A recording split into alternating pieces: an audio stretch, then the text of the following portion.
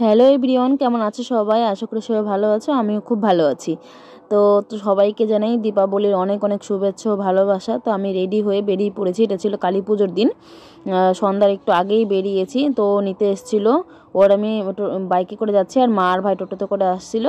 কারণ হচ্ছে আমরা যাব এখন আদি শ্যামাকালী মন্দিরে, যেটা প্রত্যেক বছর গিয়ে থাকি আমরা। ওইখানে গিয়ে পুজো দিই, ভোগ দিই। যে মন্দিরটা হলো আমাদের এই পাকুয়াতেই।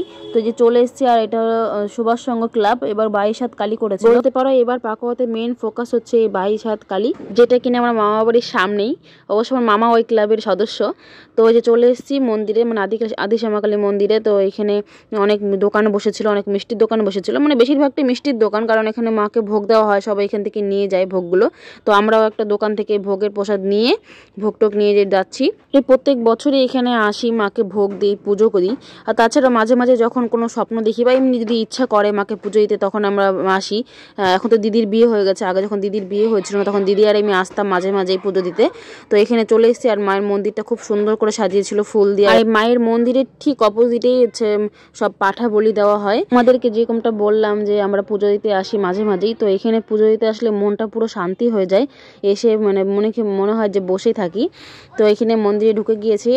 মা এখানে যে ভোগ দিচ্ছে, ভোগ যেগুলো নিয়ে আসা হয়েছিল, আমাদের ভোগ আর মামা বাড়ির ভোগও ছিল।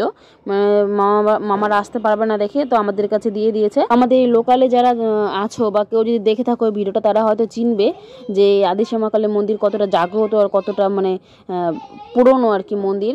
সবাই এখানে আসে। কালী পুজোর দিন তো প্রচুর ভিড় হয়, প্রচুর। তোমরা দেখতেই পাচ্ছ, প্রচুর ভিড় হয় মন্দিরে। মানে এখন তো তাও সন্ধ্যাবেলা এসেছিলাম দেখে তাই একটু মানে ফাঁকা আছে। আর একটু পরে যদি আসতাম তাহলে একদমই মানে চান্সই পেতাম না, লাইন দাঁড়াতে হতো ভোগ দেওয়ার জন্য। আর অত ওই ভিড়ের মধ্যে ভালো করে পুজোও দেওয়া যায় না, মন শান্তি করে দেওয়া যায় না।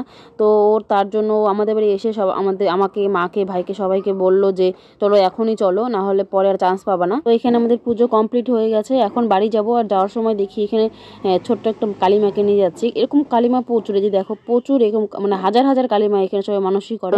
মানসিক কালীমাগুলো এখানে রেখে দেয়, এখানে রেখে পুজো করে। পুজো করে পাশে একটা পুকুর আছে, সেই পুকুরে সব ভাসিয়ে দেয়। আর এই মন্দিরে একটা কি যে যেদিন পুজো হয় সেদিনই ভাসান দিয়ে দেয়। এখন যে বড় মাটাকে দেখলে সেই বড় কালীমাটা থাকে না, ওখানে ছোট্ট একটা মা থাকে। আর আজকে যেটা পুজো হবে সেটা আজকে ভাসান দিয়ে দেবে। পরে চলে এসেছি গোবরাকুড়িতে, কারণ হচ্ছে গোবরাকুড়িতে হচ্ছে বাজি মেলা। কোনো বছর আসিনি, এবারই ফার্স্ট টাইম। তো ভাই বললো বাজি কিনবে।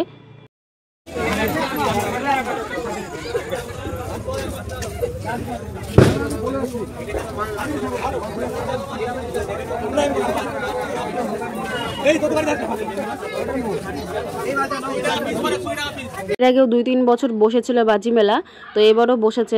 এর আগে 2-3 দিন ধরে হচ্ছে, আমি আসিনি, আজকেই আসলাম। তো এই কটা বাজে যে কেনা হয়েছে, ফানুস নিয়েছি একটা। তো এগুলো নিয়ে এখন বাড়ি যাব। ভাই বলেছিল যে আমার জন্য বাজি নিয়ে আসবি, মানে ভাই আর মা চলে গেছে বাড়ি কালকে থেকে, মানে কালী পুজোর আগের দিন থেকেও বাজি পাঠাচ্ছে, তাও হয় না, তাও বলছে যে আমার জন্য বাজি কিনে নিয়ে আসবি মেলা থেকে। কিনে নিয়ে এখন বাড়ি যাচ্ছি। তোমাদের যেহেতু এই ভিডিওটা অনেকটা বড় হয়ে গেল, তো নেক্সট ভিডিওতে তোমাদেরকে দেখাবো বাড়ি গিয়ে কি কি বাজি ফাটিয়েছি। তো চলো, টাটা।